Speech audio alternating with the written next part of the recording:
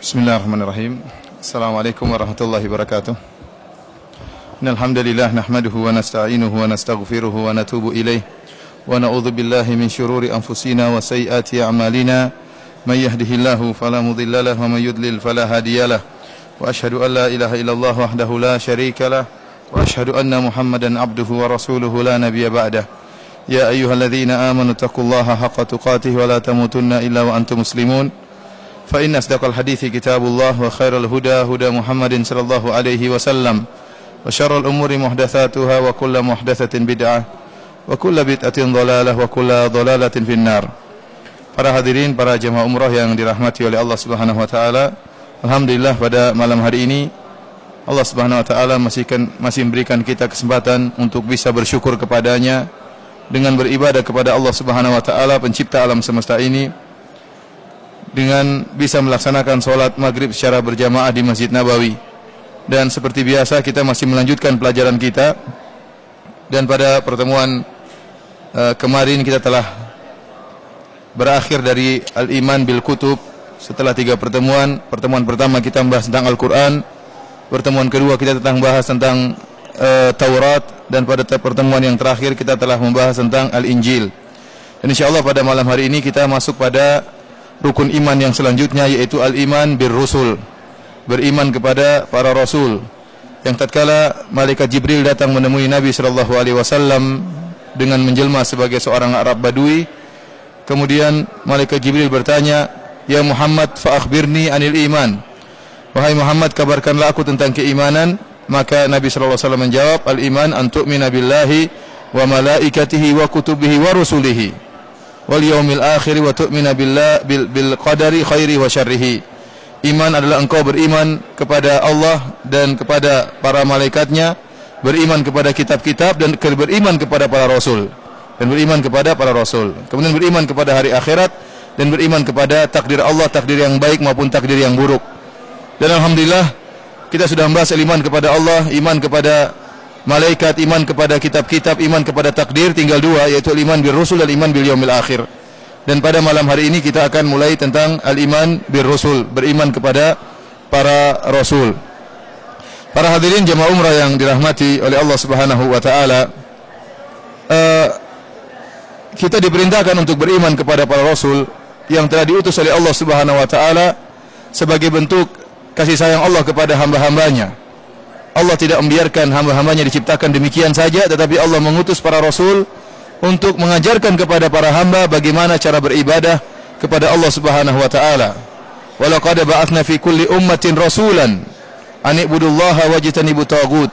Sungguh kami telah mengutus bagi setiap umat seorang rasul. Setiap umat diutus oleh Allah Subhanahu wa taala seorang rasul yang untuk menyeru kepada umat tersebut agar mentauhidkan Allah Subhanahu wa taala dan menjauhkan diri mereka daripada kesyirikan. Dan kita harus beriman kepada seluruh para rasul, tidak ada yang kita beda-bedakan. Tidak boleh kita beriman kepada sebagian kemudian kafir kepada sebagian. Oleh karenanya tatkala malaikat Jibril bertanya tentang rukun iman, maka Nabi SAW menjawab, ya, antu'mina billahi wa malaikati wa kutubi wa rusulihi, dan beriman kepada para rasul-rasulnya. Kita beriman kepada para rasul-rasul, bukan satu rasul tapi seluruh rasul yang pernah Allah utus, rasul dan para nabi. Barang siapa yang kufur kepada salah satu rasul, maka dia telah kafir kepada rasul-rasul yang lainnya. Oleh karenanya Allah Subhanahu wa taala berfirman, "Amana ar-rasulu bima unzila ilaihi min rabbih wal mu'minun kullun amana billahi wa malaikatihi wa kutubihi wa rusulihi la nufarriqu baina ahadin min rusulihi." Ya, kata Allah Subhanahu wa taala, rasul beriman kepada apa yang Allah turunkan kepadanya. Demikian juga orang-orang yang beriman, demikian juga kaum mukminin beriman kepada apa yang Allah turunkan kepada Rasulullah SAW. Kemudian Allah menegaskan, kullun amana billahi wa malaikatihi wa kutubihi wa rusulih. Dan seluruhnya, Rasul dan kaum mukminin seluruhnya beriman kepada Allah, kepada para malaikat, kepada kitab-kitabnya, dan kepada para Rasul. Kemudian mereka berkata, la nufarriqu baina ahadim mir rusulih. Dan kami tidak membeda-bedakan antara Rasul yang satu dengan Rasul yang lain dalam hal keimanan. Dalam hal keimanan tidak ada pembedaan. Kita beriman kepada seluruh Nabi, dari Nabi Adam AS sampai Nabi Muhammad SAW. Beriman terhadap Nabi-Nabi yang kita tahu nama-namanya dan beriman kepada nabi-nabi yang tidak diketahui nama-nama mereka. Karena sebagian nabi Allah jelaskan dan banyak yang Allah tidak kisahkan kisah mereka dalam Al-Quran. Oleh karenanya barang siapa yang beriman kepada sebagian nabi dan mengingkari, atau barang siapa yang beriman kepada sebagian nabi dan mengingkari yang lainnya, maka dia telah kufur kepada seluruh nabi tersebut. Di antaranya orang-orang Nasara yang mereka hanya beriman kepada Nabi Isa, dan mereka beriman kepada Nabi Musa, mereka beriman kepada Nabi Adam sampai Nabi Isa, seluruhnya mereka beriman. Tapi mereka tidak beriman kepada Nabi Muhammad sallallahu alaihi wasallam. Maka ini melazimkan mereka kufur kepada seluruh nabi. Karena seluruh nabi telah mewasiatkan akan ada nabi yang terakhir, yaitu Nabi Muhammad sallallahu alaihi wasallam.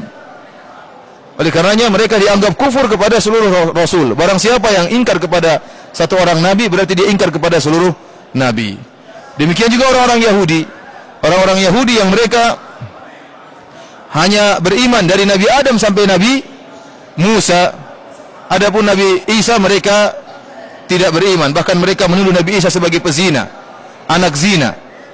Ya, mereka menuduh bahwasanya Maryam berzina dengan seorang namanya Yusuf An-Najjar. Kemudian lahirlah Nabi Isa di luar perkawinan, sehingga mereka kemudian berusaha membunuh Nabi Isa. Maka sungguhnya orang-orang Yahudi telah kufur kepada seluruh nabi. Oleh karenanya Allah Subhanahu wa taala tatkala menyebutkan tentang kaum Nuh, kata Allah Subhanahu wa taala, "Kadzdzabat qaum Nuhin al-mursalin."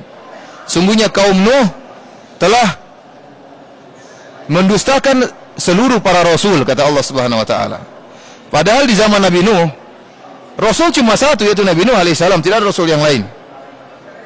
Rasul yang pertama diutus di muka bumi ini adalah Nabi Nuh alaihissalam. Adapun Nabi Adam dia seorang nabi, dan ada beda antara nabi dan rasul. Akan kita jelaskan setelah ini.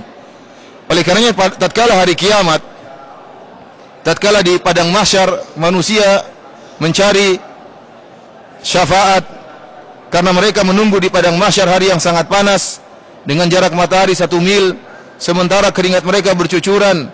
Hari tersebut satu hari sebagaimana kata Allah Subhanahu wa taala, ka khamsina alfasanah, seperti 50.000 tahun hari tersebut. Sehingga mereka mendatangi orang-orang saleh, yaitu mendatangi para nabi untuk minta syafaat agar para anbiya minta kepada Allah untuk segera menyegerakan persidangan. Karena mereka menunggu persidangan tersebut dengan penungguan yang sangat memayahkan. Maka mereka mendatangi Nabi Adam alaihissalam. Kemudian mereka berkata, "Ya Adam, anta abul bashar, khalaqakallahu biyadayhi wa asjada laka malaikatahu." Wahai Adam, engkau adalah nenek moyangnya manusia. Allah telah menciptakan engkau dengan kedua tangannya, dan Allah telah menjadikan para malaikat sujud kepada engkau. Amata ramahna fih, tidakkah kau lihat bagaimana kondisi kami yang sangat memayahkan? Ala tashfa'lana inda rabbina, tidakkah engkau memberikan syafaat bagi kami di sisi Allah Subhanahu wa taala? Maka Nabi Adam menolak untuk beri syafaat. Dia mengatakan, aku telah melanggar perintah Allah. Allah melarang aku untuk mendekati sebuah pohon, aku dekati. Kata Nabi Adam, nafsi nafsi, masing-masing urusannya masing-masing. Idhabu ila ghairi, kata Nabi Adam, pergilah kalian kepada nabi selainku. Kemudian Nabi Adam berkata, itu Nuhan, innahu awwalu rasulin arsalahullahu ilal ard. Pergilah kalian kepada Nabi Nuh, sungguhnya dia adalah rasul pertama yang Allah turunkan ke atas muka bumi. Jadi rasul pertama adalah Nabi Nuh. Dan disebutkan oleh dalam tafsir bahwasanya antara Nabi Adam dan Nabi Nuh 10 kurun, 10 abad. Terjadi kemaksiatan, tapi belum terjadi kesyirikan. Kesyirikan terjadi tatkala di kaum Nabi Nuh. Tatkala terjadi kesyirikan, maka Allah utus seorang rasul. Allah utus seorang rasul. Sebelumnya terjadi kemaksiatan di zaman Nabi Adam. Buktinya Qabil membunuh Habil, anak Nabi Adam yang satu membunuh yang lainnya karena hasad. Kemudian terjadi kemaksiatan yang akan, tapi tatkala belum sampai pada tingkat kesyirikan, Allah belum mengutus seorang rasul. Kemudian tatkala terjadi penyembahan berhala di zaman Nabi Nuh alaihissalam, maka Allah pun mengutus rasul pertama, yaitu Nuh alaihissalam. Perhatikan, tatkala Nabi Nuh alaihissalam didustakan oleh kaumnya, belum ada rasul yang lain, tidak ada, ini rasul pertama Nabi Nuh. Namun apa kata Allah Subhanahu wa taala? Kadzdzabat qaum Nuhinil mursalin. Sungguhnya kaum Nabi Nuh telah mendustakan para rasul. Padahal rasulnya cuma satu. Artinya apa? Dengan mendustakan rasul ini berarti mendustakan seluruh rasul yang akan datang. Barang siapa yang mendustakan seorang rasul saja, maka dia otomatis mendustakan seluruh rasul. Makanya Allah mengatakan la nufarriqu baina ahadin mir rusulih. Orang-orang beriman mengatakan la nufarriqu baina ahadin mir rusulih. Kami tidak pernah beda-bedakan antara seorang pun dari rasul-rasul tersebut. Kami beriman dengan seluruh rasul tersebut. Para hadirin rahmati Allah Subhanahu wa taala. Jadi rasul yang pertama adalah Nabi Nuh alaihi salam dan rasul yang terakhir Nabi Muhammad sallallahu alaihi wasallam. Kita beriman kepada seluruh rasul-rasul tersebut. Sekarang kita sebutkan apa bedanya antara nabi dengan rasul. Nabi diambil dari bahasa Arab, dari an-naba. Ada dua pendapat, ada yang mengatakan diambil dari kalimat naba, ada yang diambil dari kalimat nabawah. Adapun naba artinya khabar. Artinya apa? Khabar. Seperti firman Allah Subhanahu wa taala, "Amma yatasaalun 'anil naba'il 'azim." Tentang apakah mereka sedang bertanya-tanya di antara mereka? Orang-orang musyrikin, kata Allah, "'Anil naba'il 'azim." Alladzi hum fihi mukhtalifun, tentang kabar yang besar, kabar yang dahsyat. Itu mereka tentang bertanya tentang hari kiamat, saling bertanya tentang hari kiamat. Alladzi hum fihi mukhtalifun, yang mereka berselisih tentang kabar hari kiamat tersebut. Jadi naba artinya khabar, dan nabi dikatakan dengan dari kalimat naba karena nabi dia adalah mukhbar minallah atau mukhbir anhu. Nabi adalah seorang yang dikabarkan oleh Allah atau dia mengkabarkan dari Allah Subhanahu wa taala. Mengkabarkan berita dari Allah Subhanahu wa taala, maka dia dikatakan sebagai seorang nabi. Adapun rasul diambil dari arsala yursilu irsalan, artinya taujih, mengarahkan atau mengirimkan. Ya, sebagaimana perkataan Ratu Bilqis tatkala ingin mengirim hadiah kepada Sulaiman, wa inni mursilatun ilaihim bihadiyatin fanadhiratun bima yarji'ul mursalun. Tatkala Ratu Bilqis ingin merayu Sulaiman atau mengetes Nabi Sulaiman alaihissalam, maka dia pun mengirim hadiah. Mursilatun ilaihim bihadiyah. Kata Bilqis, saya akan mengirimkan hadiah kepada Sulaiman. Jadi rasul artinya utusan, mursal artinya utusan. Apa bedanya antara nabi dengan rasul? Ada khilaf di antara para ulama tentang perbedaan antara nabi dengan rasul. Yang jelas kita tahu dalam syariat Islam bahwasanya kedudukan yang paling tinggi adalah nabi, adalah rasul. Kemudian setelah itu nabi, baru kemudian wali.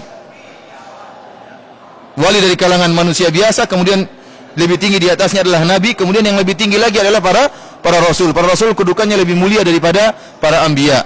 Apabila nabi dengan rasul, ada beberapa pendapat di kalangan para ulama.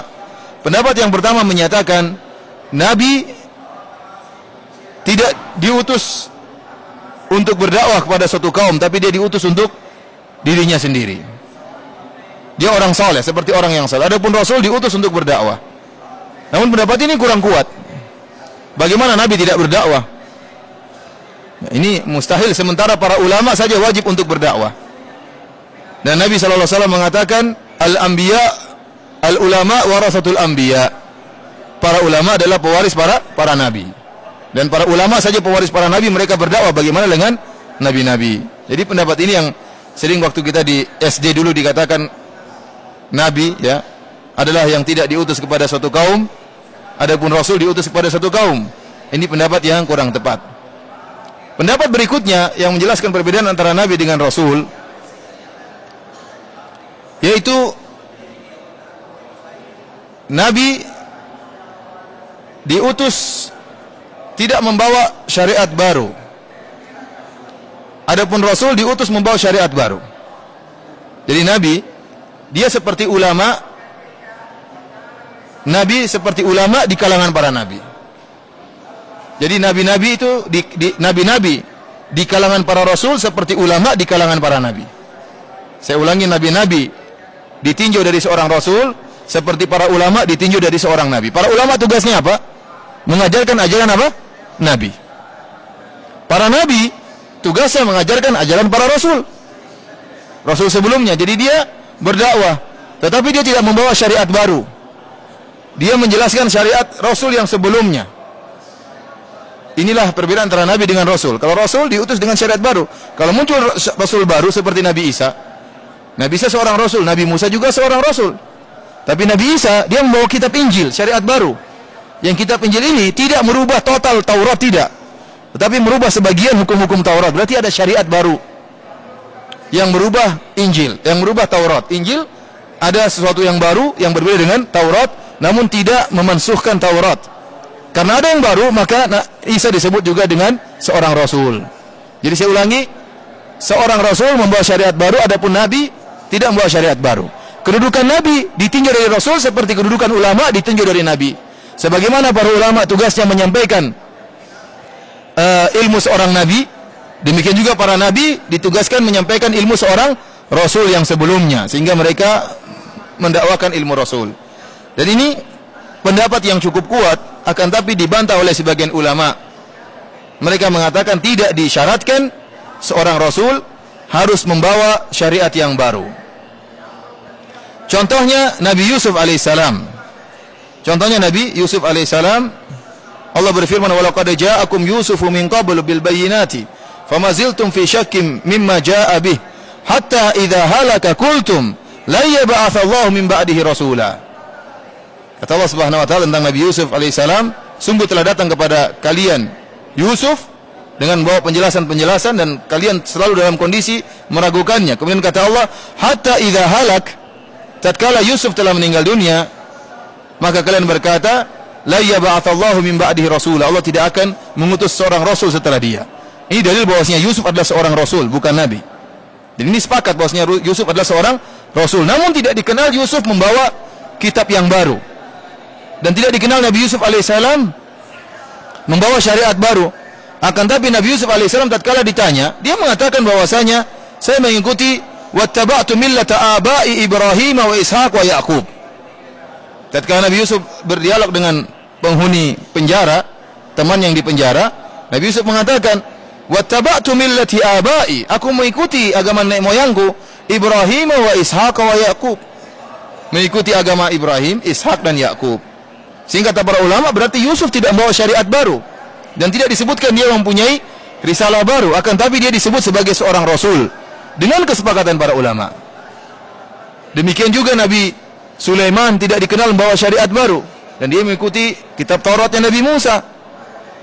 Dan banyak para anbiya yang mengikuti kitab Tauratnya Nabi Musa sampai diutuslah Nabi Isa dengan Injil. Jadi antara Musa dengan Isa banyak nabi-nabi. Ya. Oleh karena para hadirin rahmati Allah Subhanahu wa taala, kita kembali tadi kepada masalah Nabi Yusuf alaihissalam atau rasul. Dia seorang rasul meskipun tidak membawa syariat baru. Kalau begitu, apa bedanya antara seorang nabi dengan seorang rasul? Pendapat yang ketiga menyatakan seorang nabi diutus kepada kaum mukminin. Adapun seorang rasul diutus kepada kaum kafirin, orang-orang kafir yang mengingkari dan tidak harus membawa syariat baru. Terkadang membawa syariat baru seperti Nabi Isa alaihissalam, Nabi Musa alaihissalam, terkadang tidak membawa syariat baru seperti Nabi Yusuf alaihissalam yang mengikuti syariatnya Nabi Ibrahim. Akan tapi Nabi Yusuf diutus kepada orang-orang kafir. Oleh karena Nabi Yusuf alaihissalam berdakwah di Mesir. Berdakwah di Mesir.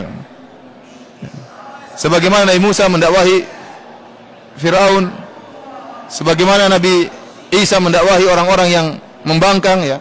Oleh karenanya ini pendapat yang cukup kuat bahwasanya para rasul diutus kepada kaum kafirin dan kaum mukminin. Adapun para anbiya hanya diutus kepada kaum mukminin. Ala kulli hal ini ada khilaf di antara para ulama.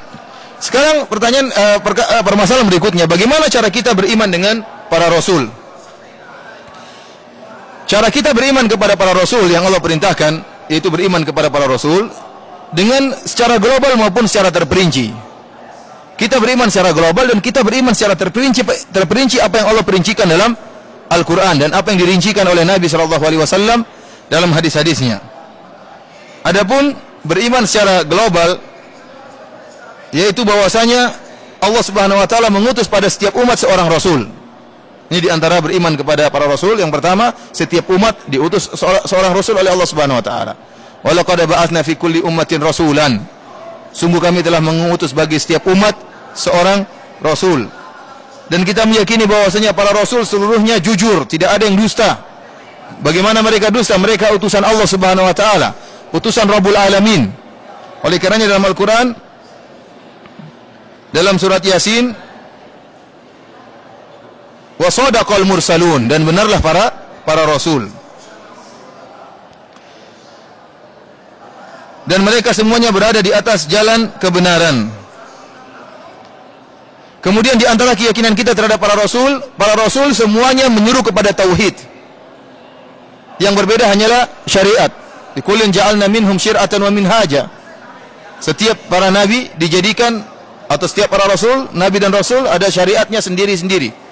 Namun mereka bersepakat dengan intisari dakwah mereka. Jadi ada intisari dakwah yang disepakati, seperti masalah kejujuran, masalah hari kiamat, masalah akhlak yang baik. Tapi syariat-syariat penerapan mungkin berbeda, mungkin puasanya berbeda, mungkin cara sholatnya berbeda, ya. Mungkin ada syariat-syariat yang lain, cara berkorbannya berbeda. Kalau nabi-nabi terdahulu, kalau meletakkan korban, kalau korbannya diterima atau maka kalau mendapat gonimah, kalau gonimahnya diterima oleh Allah Subhanahu wa taala, maka turun api yang membakar gonimah tersebut. Adapun gonimah pada zaman Rasulullah SAW dihalalkan. Di zaman Nabi dahulu tidak ada gonimah dihalalkan. Kalau mereka sudah berperang kemudian dapat gonimah, maka turun api membakar gonimah tersebut. Ini dilihat oleh para pengikut para nabi. Tetapi syariat mereka sama. Oleh karena Nabi SAW menyebutkan bahwasanya nahnu ma'syarul anbiya dinuna wahid, ya, abna'u allat, ya, bahwasanya kami adalah seperti orang-orang yang satu ayah tapi berlainan ibu. Abna'u allat ya artinya satu ayah namun berlainan ibu. Artinya apa? Sama-sama mendakwakan tauhid tetapi syariat berbeda-beda.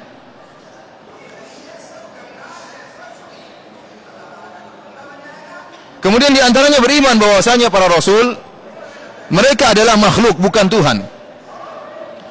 Maka tidak boleh kita melebih-lebihkan para rasul di luar daripada apa yang Allah telah berikan kepada mereka. Sebagaimana yang terjadi kepada Nabi Isa alaihissalam. Oleh karenanya kita dapati dalam Al-Quran banyak kaum para anbiya atau kaum para rasul, mereka mengingkari para rasul karena mereka menganggap para rasul tersebut manusia biasa. Mereka mengatakan in antum illa basyarum mithluna.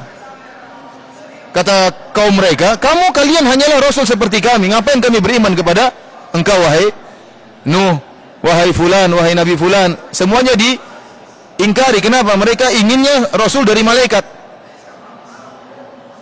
Oleh karenanya ini dalil bahwasanya para rasul adalah manusia seperti kaum mereka. Dan sebagaimana telah kita jelaskan hikmahnya agar para rasul tersebut bisa memberikan contoh kepada kaumnya. Kalau seandainya rasul diutus dalam bentuk malaikat, maka tidak bisa dicontohi oleh kaumnya. Oleh karenanya Allah berfirman dalam surat Ibrahim, qalat lahum rusuluhum innahnu illa basyarum mithlukum walakinallaha yamunnu ala man yasha'u min ibadihi. Memang benar kami seperti kalian, kata para rasul. Bedanya Allah memberikan anugerah kepada kami, Allah memberikan wahyu kepada kami. Adapun dari sisi manusia sama seperti kalian. Oleh karenanya Nabi Nuh alaihissalam tatkala dipaksa, ya, mereka mengatakan kamu manusia seperti kami, kamu bukan malaikat. Maka apa jawaban Nabi Nuh alaihissalam? Wala aqulu lakum indi khazainullahi wala a'lamul ghaib wala aqulu inni malak. Kata Nabi Nuh alaihissalam, aku tidak mengatakan aku memiliki perbendaharaan Allah Subhanahu wa taala. Dan aku tidak mengatakan aku mengetahui ilmu ghaib, aku tidak tahu ilmu ghaib. Dan aku ini bukan malaikat, aku seperti kalian, kata Nabi Nuh alaihissalam. Karena seandainya kalau Allah Subhanahu wa taala mengutus para rasul dari kalangan malaikat, maka tidak ada ujian.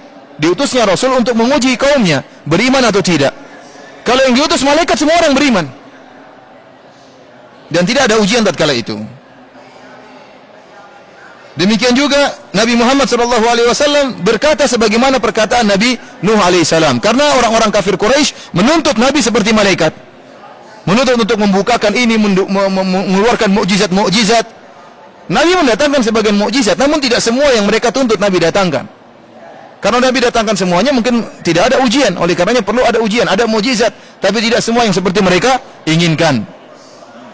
Oleh karena Nabi Muhammad SAW menjawab, "Qul la aqulu lakum indi khazainullahi wala a'lamul ghaib, wala aqulu lakum inni malak, in attabi'u illa ma yuha ilayya."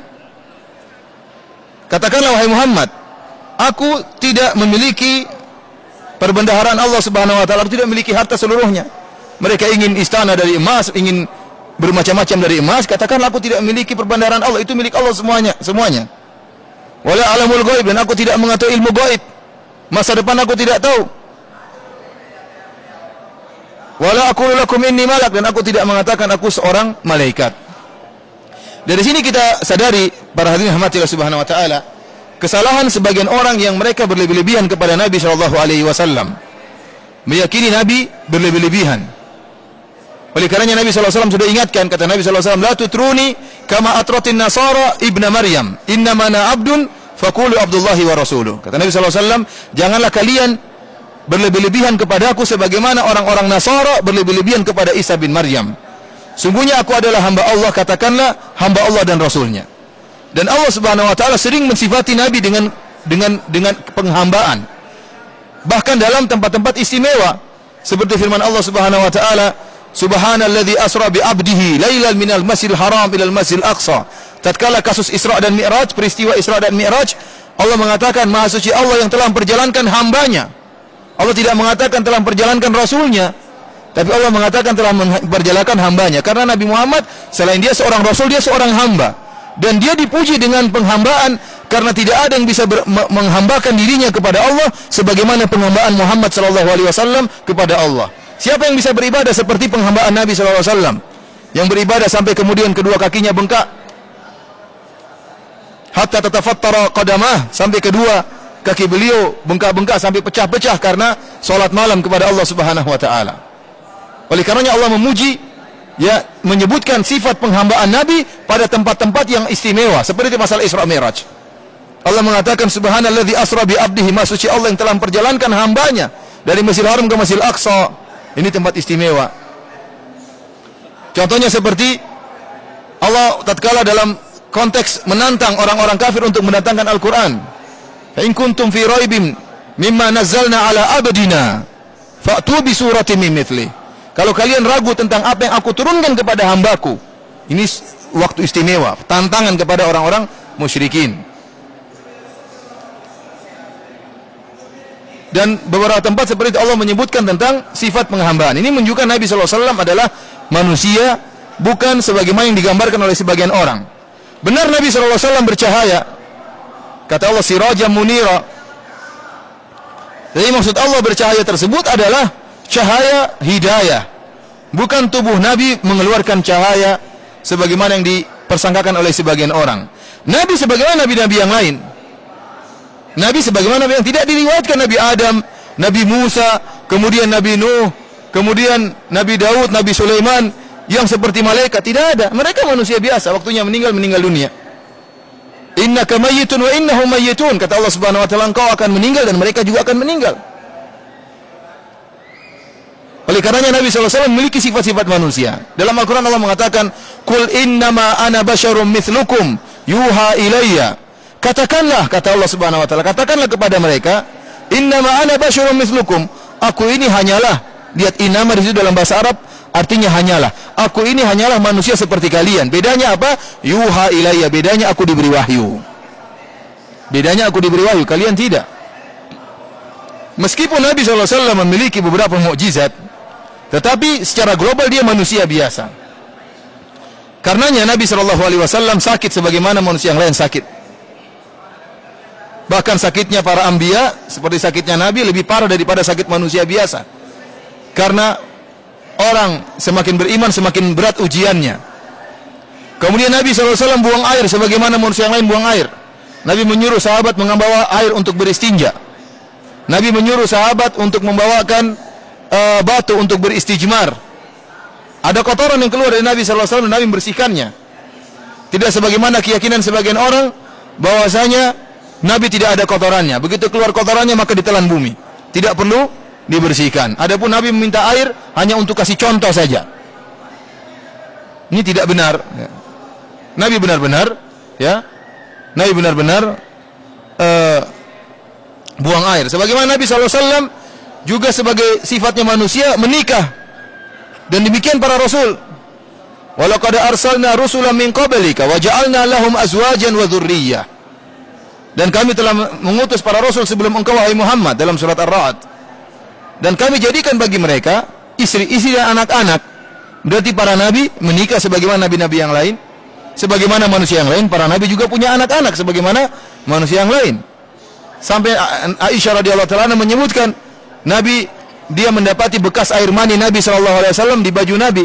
Kemudian dia garuk-garuk atau dia bersihkan air mani tersebut.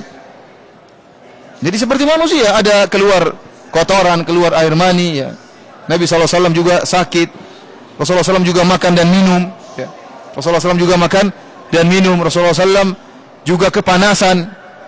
Tidak sebagaimana keyakinan sebagian orang yang menyatakan Nabi SAW ya, badan yang keluar cahaya sehingga tidak punya bayangan. Kenapa? Cahaya matahari mental dengan cahaya Nabi SAW. Jadi kekuatan cahaya matahari masih kalah dengan kekuatan cahaya Nabi, sehingga mental cahaya tersebut, sehingga tidak ada bayangan tatkala Nabi berjalan. Ini tidak benar. Kalau cahaya matahari mental, Nabi tidak kepanasan. Buktinya Nabi kepanasan. Nabi minta dibangunkan apa? Kemah. Nabi tatkala melempar jamarat, para sahabat menaungi Nabi dengan baju mereka supaya Nabi tidak kepanasan. Nabi punya bayangan, tidak sebagaimana perkataan mereka. Buktinya Nabi SAW juga tubuhnya tidak mengeluarkan cahaya. Dalam banyak hadis disebutkan. Yang dimaksud oleh para sahabat dengan cahaya artinya apa? Ya, bahwasanya cerianya Nabi SAW, wajahnya berseri-seri. Kemudian cahaya petunjuk, cahaya hidayah, itu maksudnya demikian. Tapi keluar cahaya seperti lampu, ini enggak benar. Oleh karenanya tatkala Nabi SAW, Aisyah waktu di rumah Nabi SAW, kita tahu hujuratnya Aisyah yang sekarang jadi kuburan Nabi. Ini hujurat Aisyah ini sudah ditutup dengan tiga dinding, dan dinding yang terakhir 4 dari besi. Bagaimana kecilnya rumahnya Aisyah, rumah yang pendek, sampai kalau seorang masuk rumah tersebut tangannya bisa megang pelepah korma di atas, atapnya di pelepah korma bisa dipegang. Rumah yang sangat sederhana, kecil. Sampai-sampai Nabi SAW tatkala ingin sholat malam, Aisyah sedang tidur di hadapan Nabi SAW dengan menjulurkan kedua kakinya. Kalau Nabi ingin sujud, maka Nabi menyentuh kedua kaki Aisyah supaya kedua kaki Aisyah dilipat supaya Nabi bisa sujud. Kalau Nabi setelah sujud, Aisyah menjulurkan lagi kedua kakinya. Kenapa? Tempatnya sempit, sehingga tidak ada tempat sholat kecuali di depan kakinya Aisyah. Beda dengan rumah kita luas ya. Ada ruang ini, tapi tidak pernah dipakai sholat malam. Itu jadi masalah. Nabi SAW rumahnya kecil, dipakai buat apa? Sholat malam. Dalam hadis disebutkan, wa kanatil buyutu laisa fiha masabih. Artinya apa? Di rumah-rumah tersebut tidak ada lampu-lampunya. Maka Aisyah radhiyallahu taala anha, kapan dia menarik kakinya? Setelah disentuh oleh Nabi baru dia tarik kakinya. Seandainya tubuh Nabi keluar cahaya, Aisyah tidak perlu disentuh oleh Nabi. Oh, Nabi mau sujud, dia tinggal tarik kakinya. Tapi Aisyah mengatakan, di rumah nggak ada lampu, makanya saya tunggu disentuh oleh Nabi baru saya menarik kedua kaki saya. Karena tidak ada lampu di rumah. Seandainya tubuh Nabi bercahaya seperti lampu-lampu, Aisyah tidak perlu apa? Menunggu disentuh oleh Nabi SAW. Dalam hadis yang lain seperti dalam riwayat, dan banyak riwayat seperti ini. Contoh dalam riwayat Ibnu Khuzaimah disebutkan Aisyah radhiyallahu taala anha terbangun tiba-tiba di malam hari, maka dia pun mencari suaminya Nabi SAW. Dia cari-cari. Maka kemudian dia menyentuh kedua kaki Nabi sedang sujud. Kakinya sedang ditegakkan, berdekatan dan dalam keadaan sujud. Yang ini dijadikan oleh sebagian dalil oleh para ulama bahwasanya tatkala seorang sujud kakinya dirapatkan. Intinya Nabi megang kedua kaki Nabi sallallahu, Aisyah memegang kedua kaki. Sebelumnya Aisyah mencari-cari. Kalau ada lampu nggak perlu cari-cari, rumahnya kecil, langsung kelihatan. Tapi karena nggak ada lampu, maka Nabi dicari-cari oleh istrinya Aisyah radhiyallahu taala anha. Oleh karenanya kita mengakui Nabi adalah Nabi yang paling mulia. Tidak ada manusia yang seperti Rasulullah sallallahu alaihi wasallam. Bagaimana pintu surga tidak akan terbuka kecuali yang mengetuknya Rasulullah sallallahu alaihi wasallam. Dan dia adalah pimpinan para anbiya, kata Nabi sallallahu alaihi wasallam, "Ana sayyidu waladi Adam yaumal qiyamati wala fakhr." Aku adalah pimpinan seluruh anak Adam pada hari kiamat dan aku tidak sombong. Awwalu syafi'in wa awwalu musyaffa'. Aku adalah orang yang pertama kali memberi syafaat dan diberi syafaat oleh Allah Subhanahu wa taala. Nabi menyebutkan kemuliaan-kemuliaannya. Awwalu man yanshaq. Aku adalah orang yang pertama kali keluar dari kuburan, kata Nabi sallallahu alaihi wasallam. Kemuliaan Nabi sangatlah banyak. Tetapi kemuliaan-kemuliaan tersebut tidak menjadikan kita berlebihan tentang Nabi sallallahu alaihi wasallam. Di antaranya seakan-akan Nabi seorang malaikat. Kalau Nabi keluar cahayanya sebagaimana persangkaan banyak orang, keluar cahaya, maka Abu Jahal akan beriman kepada Rasulullah sallallahu alaihi wasallam. Abu Jahal akan beriman, Abu Lahab akan beriman. Nabi mengatakan, "Wahai Abu Lahab, kau tidak lihat cahayaku? Saya ini Rasulullah, buktinya cahaya keluar." namun malah dijadikan ejekan oleh orang-orang musyrikin. Mereka mengatakan, mali hadzal rasul ya'kulu ta'ama wa yamshi fil aswaq. Rasul macam apa ini Muhammad yang makan makanan dan jalan-jalan di pasar? Mereka maunya rasul dari seorang malaikat. Karenanya para hadirin rahmatillah subhanahu wa ta'ala, kita mengakui keutamaan para rasul, namun mereka adalah manusia biasa, hanya saja mereka diberi wahyu oleh Allah dan mereka diberikan beberapa mukjizat sebagai bukti mereka seorang rasul utusan Allah Subhanahu wa taala. Oleh karenanya pernah keluar cahaya air dari tangan Nabi sallallahu alaihi wasallam. Nabi Isra Mi'raj dalam waktu yang sangat singkat, banyak mukjizat Nabi. Tatkala Nabi salat, Nabi bisa melihat di belakang Nabi sallallahu alaihi wasallam, tetapi dia tetap sebagai manusia. Oleh karenanya Nabi sallallahu alaihi wasallam juga lupa dalam salatnya. Rasulullah SAW pernah lupa. Kemudian Nabi sallallahu alaihi wasallam mengatakan, "Innama ana basyarun ansa kama tansaun. Wa idza nasitu fadzakiruni." Kata Nabi SAW, sungguhnya aku manusia, aku lupa sebagaimana kalian lupa. Aku lupa sebagaimana kalian lupa. Kalau saya lupa, ingatkanlah aku. Nabi SAW juga tidak mengetahui isi hati manusia. Nabi SAW mengatakan, kalau ada dua orang datang kepada saya, kemudian mereka lebih alhan bihujjatihi, lebih kuat hujahnya, maka saya akan memberi kemenangan kepada orang yang lebih pintar berhujjah. Rasulullah SAW mengatakan, inilah Umar bitanqibi qulubin nas. Aku tidak diperintahkan oleh Allah untuk membongkar hati manusia. Rasulullah SAW tidak tahu isi hati manusia. Rasulullah SAW tidak tahu seluruh orang munafik. La ta'lamuhum nahnu na'lamuhum. Kata Allah Subhanahu wa taala, di antara orang munafik kau tidak tahu wahai Muhammad, kami tahu. Kenapa? Karena kemunafikan berkaitan dengan hati. Ada orang-orang munafik yang Allah kabarkan kepada Nabi Muhammad, ada yang Nabi tidak tahu.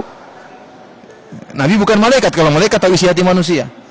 Nabi adalah manusia. Oleh karena Nabi SAW meninggal, Rasulullah SAW lapar, Rasulullah SAW sakit, Rasulullah SAW makan dan minum dan buang air sebagaimana manusia yang lain, menikah, punya anak, sebagaimana manusia-manusia yang lain. Hanya saja beliau diberi keistimewaan berupa wahyu dan mukjizat-mukjizat. Oleh karenanya para hadirin, tidak boleh kita berlebih-lebihan kepada para rasul. Yang aneh, mereka meyakini Nabi begitu-begitu, maksudnya cahayanya keluar macam-macam kehebatannya. Kemudian ada yang meyakini rohnya bergentayangan. Orang bisa ketemu dengan Nabi, sekarang ini pun bisa ketemu dengan Nabi. Ini semua khurafat. Ini semua apa? Khurafat. Para hadirin rahmatillah subhanahu wa ta'ala,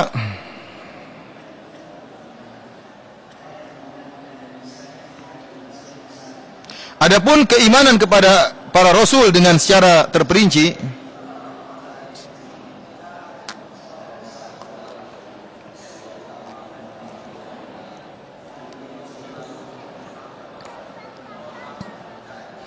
maka kita beriman dengan seluruh para rasul yang disebutkan nama-namanya oleh Allah dalam Al-Quran. Dan ada 25 rasul yang Allah sebutkan nama-namanya dalam Al-Quran. Sebagiannya Allah sebutkan kisah-kisah mereka. Dan Allah sebutkan belasan rasul dalam rangkaian beberapa ayat. Dalam surat Al-An'am, Allah Subhanahu wa taala dari ayat 83 sampai 86, Allah menyebutkan kumpulan banyak rasul. Saya bacakan ayatnya, wa tilka hujjatuna atainaha Ibrahim ala qaumihi narfa'u darajatin man nasha. Dan demikianlah hujjah kami yang kami berikan kepada Ibrahim untuk berhujjah kepada kaumnya. Allah sebutkan pertama Nabi Ibrahim. Kemudian kata Allah, inna rabbaka hakimun alim. Wa habna lahu Ishaqa wa Yaqub. Kemudian kami anugerahkan kepada Ibrahim Ishaq dan Yaqub. Sudah berapa? Tiga nabi. Kullan hadaina. Masing-masing kami berikan hidayah kepada mereka. Wa Nuhan hadaina min qabl. Dan Nabi Nuh kami telah beri hidayah sebelum mereka semua. Ini empat rasul sekarang. Kemudian kata Allah Subhanahu wa taala, wa min dzurriyyatihi Daud wa Sulaiman wa Ayyub wa Yusuf wa Musa wa Harun. Sudah 10.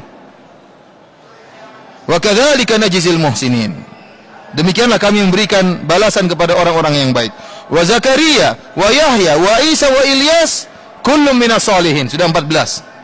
Wa Ismaila wal Yasa wa Yunus wa Luta.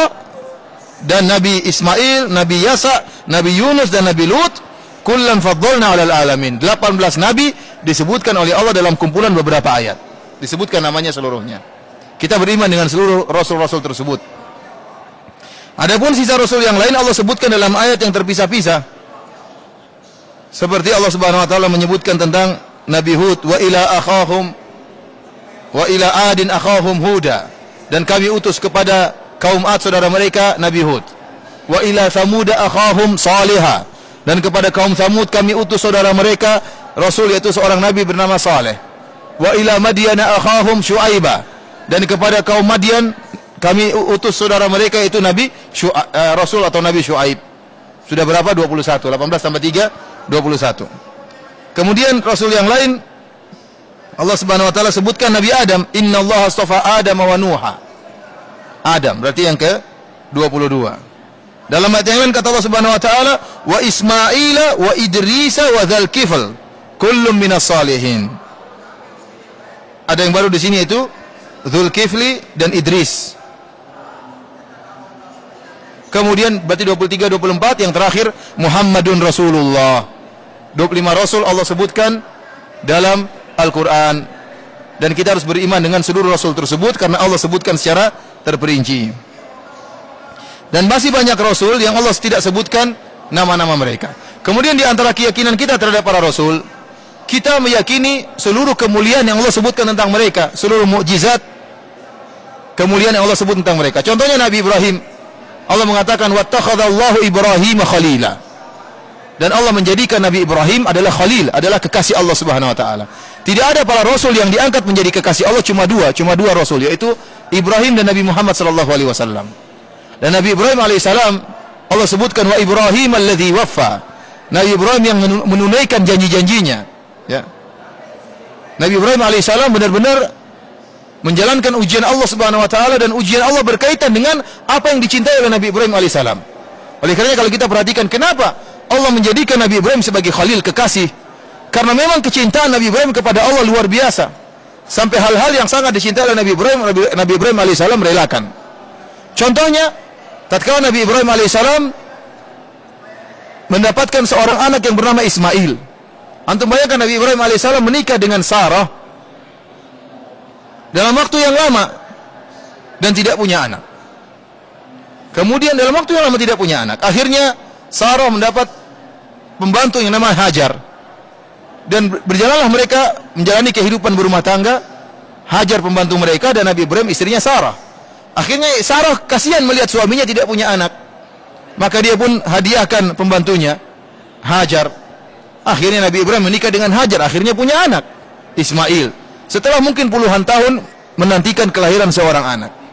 Kita tahu bagaimana rasa cinta seorang ayah kepada anak yang dia nanti-nantikan puluhan tahun.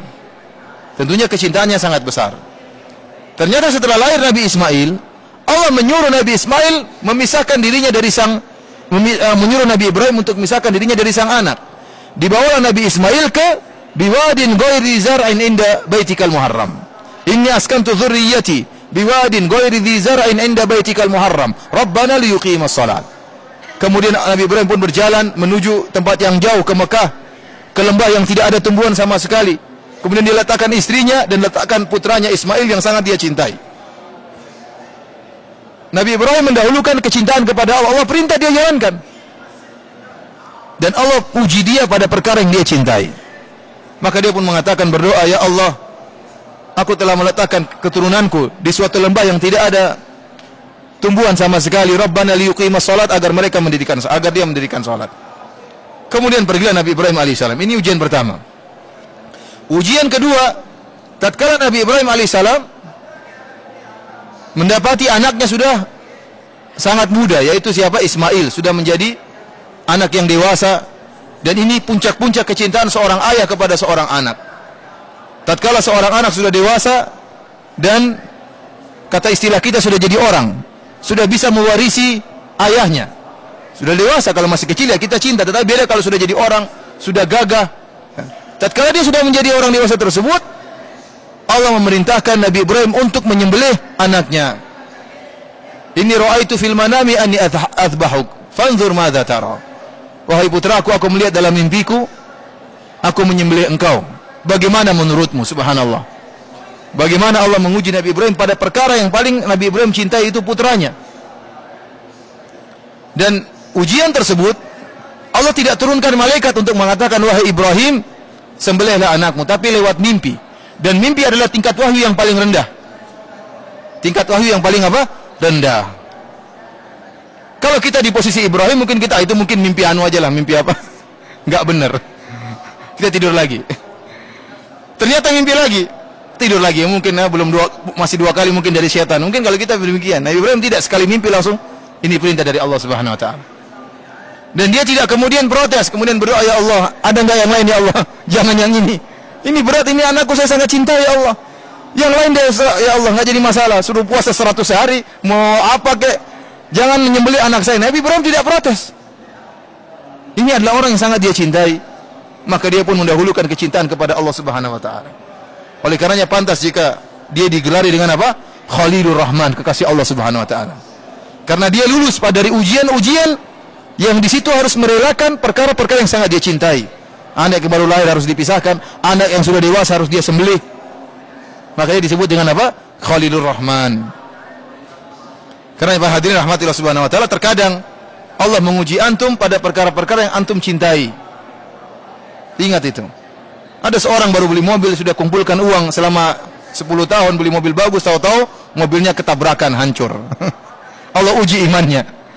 Dia cinta sama mobil atau cinta kepada Allah Subhanahu wa taala? Karena kita tahu orang Indonesia sangat cinta kepada mobil ya. Baru disenggol sedikit mobilnya, hatinya tersentuh.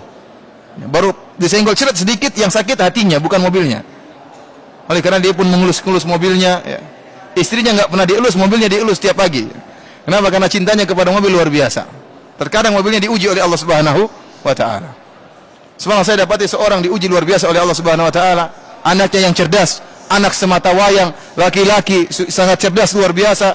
Kemudian sekolah kedokteran, begitu setelah wisuda meninggal dunia. Gimana orang tidak goyang? Benar-benar Allah uji orang seperti ini.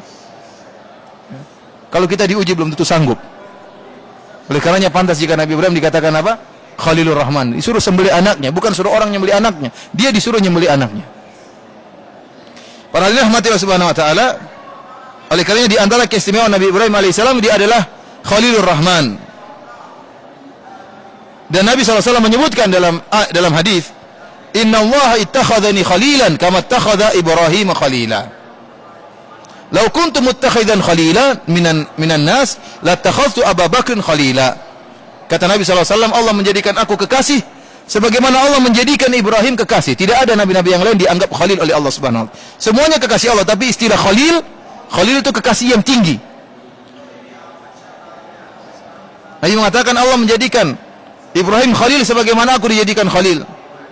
Kalau saya boleh mengambil khalil selain Allah dari manusia, maka aku akan menjadikan Abu Bakar sebagai khalilku. Walakin sahibukum Khalilur Rahman, tapi aku kasih Allah.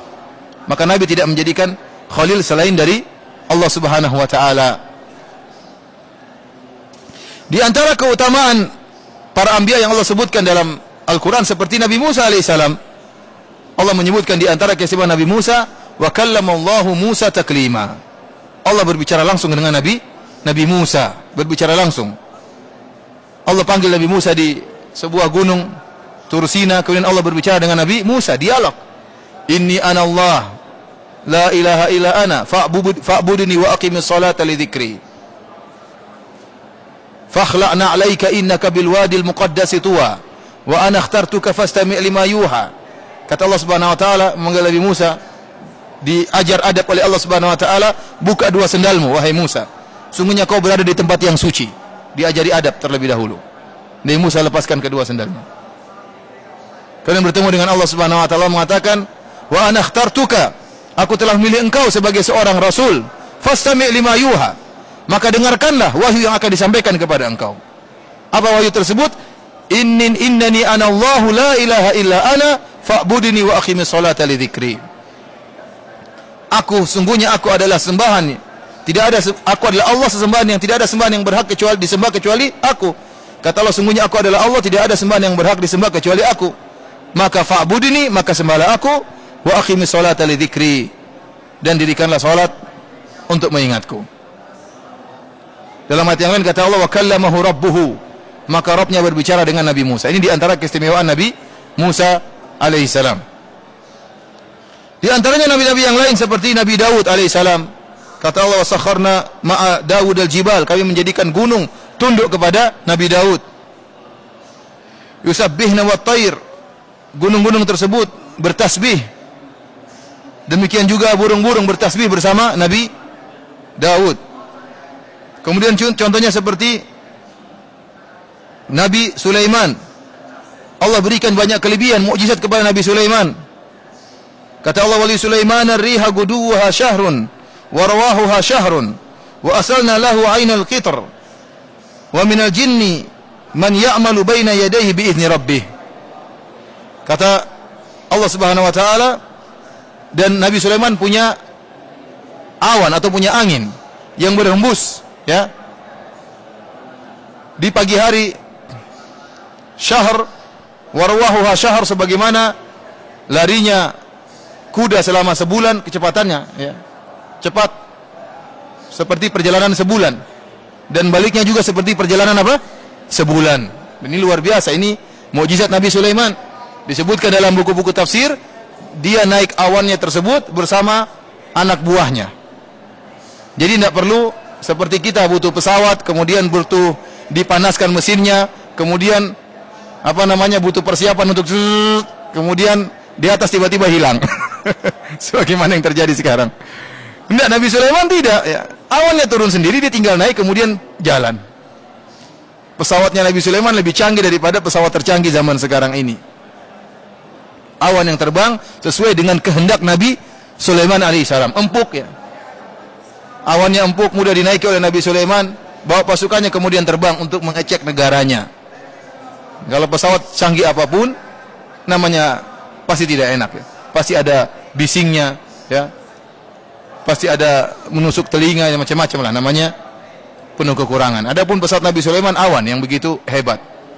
Kemudian di antara keajaiban Nabi Sulaiman, Allah menjadikan tembaga luluh kepada Nabi Sulaiman. Jadi kalau disentuh oleh Nabi Sulaiman, maka dia menjadi luluh. Mudah untuk dibentuk oleh Nabi Sulaiman. Mau dibikin pedang, mau dibikin apa, jadi lembut. Seperti tanah liat, mudah bagi Nabi Sulaiman alaihissalam.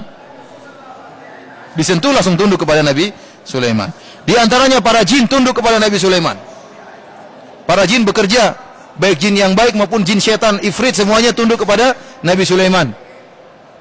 Ada yang tugasnya ini, ada yang menyelam, ada yang diperintahkan oleh Nabi Sulaiman, semuanya tunduk, membangun ini, membangun anu. Mihrab, tamathil, semuanya dibangun oleh jin-jinnya Nabi Sulaiman. Di antara keistimewaan Nabi Sulaiman, ulimna mantiqat tayr, bisa berbicara dengan hewan. Allah sebutkan Nabi Sulaiman berbicara dengan hewan-hewan, bisa berbicara dengan burung. Dia punya pasukan hewan, punya pasukan manusia, punya pasukan burung, punya pasukan hewan. Di antaranya mendengar perkataan semut, ya. Udkhulu masakinakum la yahtimannakum Sulaiman wa junuduhu wa hum la yash'urun. Ini ajaib. Bagaimana semut yang begitu kecil didengar oleh Nabi Sulaiman. Semutnya enggak pakai mikrofon, enggak ya? Dia di bawah. Namun Nabi Sulaiman bisa dengar pembicaraan semut. Kita aja semut lewat di telinga kita enggak dengar dia ngomong apa. Jalan di sini kita enggak, dia jalan aja kita enggak tahu dia ngomong, apalagi kita mendengar omongannya. Tetapi tatkala Nabi Sulaiman melewati wadi naml, lembah semut, maka semut ada yang berteriak, "Ya ayuhan namlatu, udkhulu masakinakum." Wahai semut-semut, masuklah kalian ke rumah-rumah kalian. La yahtimannakum Sulaiman wa junudu. Jangan sampai Sulaiman dan pasukannya menginjak kalian. Fatabassama dhahikan min qawliha. Maka Nabi Sulaiman tersenyum, tertawa tatkala mendengar perkataan semut ini. Menakjubkan semut ini. Bagaimana sang semut, ya, bisa berbicara menyebut Nabi Sulaiman, hati-hati kalian diinjak sama Sulaiman. Berarti semut kenal Sulaiman. Sulaiman aja mungkin baru ketemu sekali, dia sudah kenal siapa? Sulaiman. Kemudian bagaimana perhatian semut tersebut kepada semut-semut yang lain? Dia mengatakan, hati-hati, masuklah kalian dalam apa? Rumah-rumah kalian. Bagaimana semut tersebut memberi uzur kepada Sulaiman? Dia mengatakan kalau Sulaiman injak kalian bukan salah dia, salah kalian. Wa hum la yash'urun. Mereka injak kalian, mereka tidak sadar. Lihat bagaimana apa? Semut yang menakjubkan ini yang buat Nabi Sulaiman tertawa. Dan ini luar biasa. Bagaimana seorang memahami bahasa hewan. Menunjukkan hewan punya bahasa dan Allah menjadikan Nabi Sulaiman menguasai bahasa tersebut, dan kita yakin dengan apa yang Allah kabarkan tentang Nabi Sulaiman. Semua mukjizat Nabi Sulaiman kita yakini.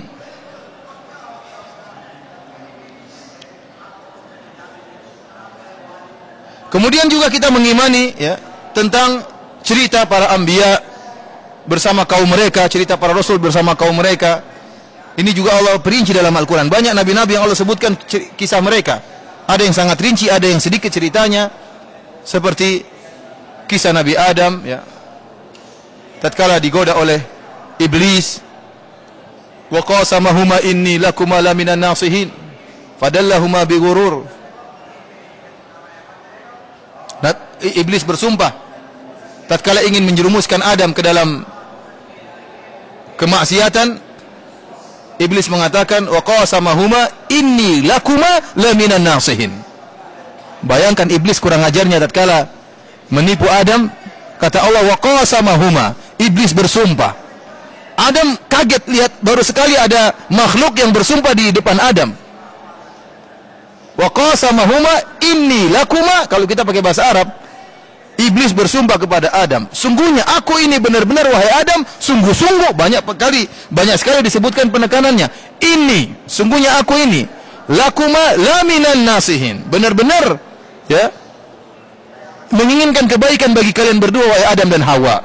Kata Ibnu Qayyim rahimahullah, tatkala mendengar sumpah ini, Nabi Adam goyang. Kenapa? Karena ini yang sumpah ini baru sekali Adam dibohongin. Adam belum pernah dibohongin sebelumnya. Ini dia ingin bohongin Adam alaihissalam dan dengan sumpah. Wah, ini benar ini. Dan ternyata iblis benar-benar pembohong. Benar-benar apa? Pembohong. Tapi tatkala dia mengatakan, ya Adam, wa qasamahuma inni lakuma laminan nasihin. Wahai Adam, aku bersumpah, sungguh-sungguh aku ini benar-benar ingin kebaikan bagi kalian berdua. Maka Nabi Adam pun apa? Goyang. Padahal dia sudah tahu dilarang makan buah tersebut. Ya, maka dia pun mendekati pohon tersebut. Ini Allah sebutkan kisahnya dalam Al-Quran. Kita beriman. Kemudian contohnya kisah Nabi Nuh bersama kaumnya. Kita beriman tentang bagaimana Nuh diejek oleh kaumnya. Kemudian Nabi Nuh alaihissalam membuat perahu, jadi bahan ejekan. Kemudian keluar banjir yang luar biasa di zaman tersebut. Dan ini dalil bahwasanya kalau Allah ingin mengeluarkan musibah, terkadang tidak harus ada sebab-sebab yang mendukung musibah tersebut. Sebab utama adalah kemaksiatan. Memang benar bahwasanya musibah muncul tatkala mungkin ada gempa bumi, ada gejolak gerakan kerak di bawah kulit bumi mungkin, tapi apa yang menyebabkan itu semua? Maksiat. Sehingga orang-orang sekarang lupa mengkait-kaitkan musibah dengan gejala alam, lupa bahwasanya gejala tersebut timbul karena maksiat. Memang benar ada gejala alam, tapi timbul maksiat. Di zaman Nabi Nuh alaihissalam, kok bisa ada banjir? Kan semuanya waktu itu tumbuhan subur, iya atau tidak? Tidak ada hutan hutan gundul, tidak ada pembakaran hutan di zaman Nabi Nuh. Kurang kerjaan bakar hutan ya kalau di zaman dahulu, tidak ada. Tidak ada hal-hal yang bisa membuat timbulnya banjir tatkala itu. Tidak perlu. Dan memang tidak bakalan banjir, maka mereka mengejek Nabi Nuh alaihissalam. Tapi karena maksiat yang mereka lakukan, Allah jadikan banjir. Oleh karenanya kalau orang ingin mencegah banjir, ingin buat ini, buat anu, memang mungkin kurang banjir, akan timbul musibah yang lain. Selama kaum muslimin tidak kembali kepada Allah Subhanahu wa taala. Ini kita imani apa yang terjadi tentang antara Nabi Nuh dengan kaumnya. Demikian juga kaum Nabi Hud dengan kaumnya, di mana mereka mengejek Nabi Hud alaihissalam, meminta untuk segera didatangkan azab ya. Allah turunkan, Allah berikan angin yang sangat kencang memporak-porandakan ya tempat tinggal mereka.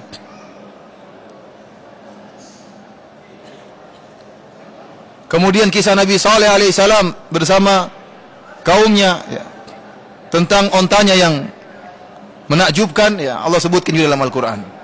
Kemudian kisah Nabi Musa alaihissalam yang sangat panjang, Allah ulang-ulang kisah Nabi Musa alaihissalam dalam beberapa surat dengan kisah yang agak detail ya. Kita harus beriman dengan itu semua. Ini diantara bagaimana cara kita beriman kepada para Rasul, yaitu beriman dengan seluruh yang Allah sebutkan dalam Al-Quran secara terperinci. Para hadirin rahmatillah subhanahu wa ta'ala, ini mungkin yang bisa sampaikan. InsyaAllah besok kita berbicara khusus tentang kewajiban kita terhadap Rasulullah sallallahu alaihi wasallam dan apa itu hak-hak Rasulullah sallallahu alaihi wasallam. karena dia adalah Rasul kita. Demikian saja, kalau ada yang bertanya saya persilahkan.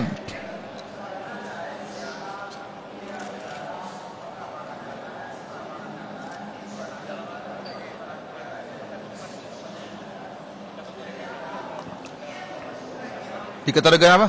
Rasul atau Nabi?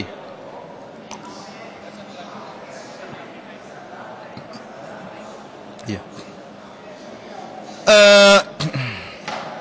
Para ulama khilaf tentang Luqman.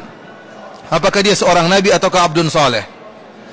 Seorang hamba yang saleh. Dan Al-Hafidz Ibnu Katsir merajikan dia adalah seorang hamba yang saleh karena disebut dalam riwayat-riwayat dia asalnya seorang budak yang hitam. Namun dia jadi seorang yang apa? Saleh, dan tidak ada dalam sejarah bahwasanya seorang nabi atau seorang rasul dari budak. Mereka semua dari orang-orang yang merdeka. Mereka yang dirajikan oleh Al-Hafidz Ibnu Katsir rahimahullah, dia seorang apa? Seorang hamba yang saleh, abdun saleh, bukan seorang nabi. Wallahu a'lam bishawab. Adapun Khadir adalah seorang nabi, dan ini dirajikan juga oleh Ibnu Katsir rahimahullah. Ibnu Katsir, kemudian juga Al-Hafidz Ibnu Hajar bahkan menulis suatu buku khusus tentang masalah ini, bahwasanya Khadir adalah seorang nabi, bukan seorang hamba yang saleh. Kenapa? Karena wa 'allamnahu min ladunna ilma. Kata Allah Subhanahu wa taala, kami ajarkan kepada dia ilmu dari sisi kami.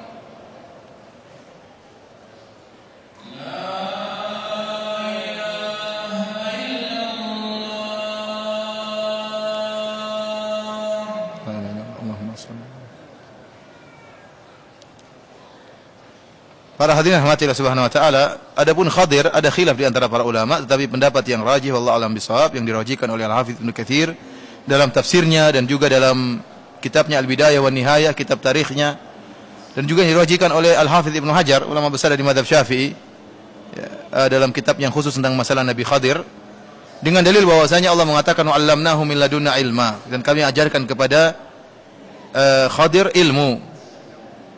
Oleh karenanya Khadir berkata kepada Nabi Musa sebagaimana dalam hadis yang diriwayatkan Imam Al-Bukhari dan yang lainnya.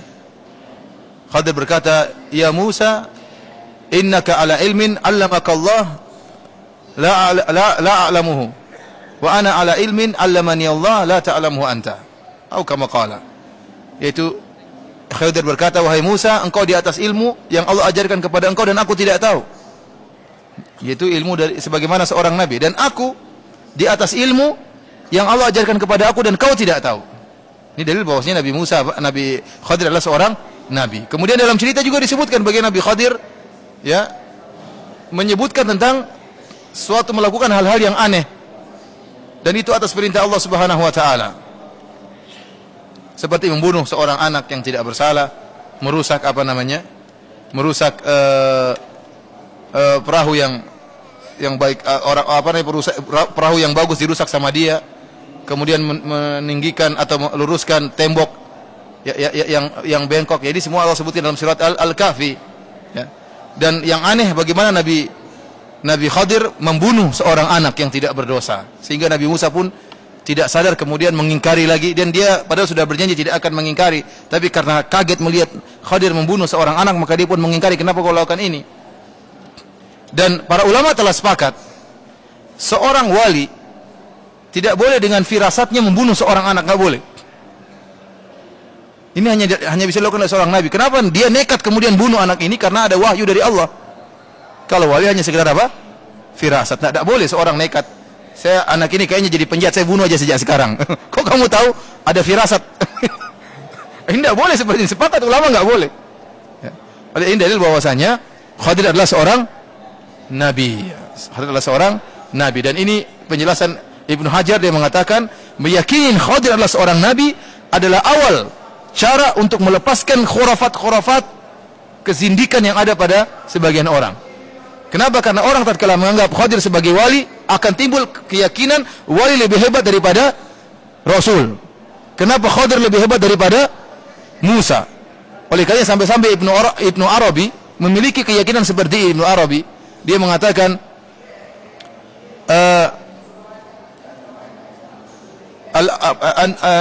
an-nubuwatu fi barzakhin fuwaikar rasul wa dunal wali. Dia mengatakan kenabian berada di antara perantaraan. Fuwaikar rasul di atas rasul, dan duna wali di bawah wali. Jadi Ibnu Arabi meyakini tingkatan dalam syariat yang paling tinggi adalah wali, kemudian nabi baru rasul. Ini kebolak-balik. Seharusnya kita enggak, yang paling rendah nabi, kemudian rasul, yang paling rendah wali, kemudian apa? Nabi baru apa? Rasul. Bagaimana kemudian Khadir lebih seorang wali kemudian lebih hebat daripada Nabi Musa? Ini enggak benar. Kemudian timbullah keyakinan yang macam-macam, meyakini Khadir masih hidup sampai sekarang, ketemu dengan orang-orang, mengajarkan ilmu, mengajarkan zikir-zikir. Aneh, ya. Nabi Khadir saja berpisah dari Nabi Musa, tidak bersahabat dengan Nabi Musa, kemudian mencari teman-teman seperti orang-orang kita ini modelnya. Nabi Musa kan berpisah dengan Nabi Khadir, ya atau tidak? Berpisah. Kemudian dia masih hidup sampai sekarang, masih cari orang-orang seperti kita. Waktu di zaman Nabi tidak muncul. Padahal Nabi mengatakan semua Nabi kalau ada, dia akan datang menemuiku untuk menolongku. Terjadi perang Badar, terjadi perang Khandaq, terjadi perang Uhud, terjadi banyak peperangan. Khadir tidak muncul sama sekali. Muncul sekarang ketemu dengan kiai-kiai bahlul yang mengaku ketemu apa? Khadir, ya itu. Ketemu dengan jin, itu bukan ketemu dengan apa? Khadir. Ini tidak benar, ya, karena pendapat yang kuat bahwasanya Khadir sudah meninggal dalam hadis, dan ini pendapat Imam Bukhari. Rasulullah SAW pernah mengatakan tidak ada nafsun manfusa, tidak ada satu jiwa pun setelah 100 tahun dari sekarang masih hidup, nggak ada. Dalil Imam Bukhari berdalil dengan hadis ini bahwasanya setelah 100 tahun kematian Nabi tidak ada yang hidup. Kalau Khadir pun masih hidup di zaman Nabi, maka dia akan meninggal 100 tahun setelah wafatnya Nabi SAW. Jadi dia adalah seorang Nabi, dan dia sudah meninggal dunia sebagaimana Nabi-Nabi yang lain. Kalau dia masih hidup sekarang berarti umurnya sudah berapa ribu tahun, sejak Nabi Musa sampai sekarang, ngalah-ngalahin Nabi Nuh alaihissalam. Para hadirin, ada lagi bertanya? Silakan.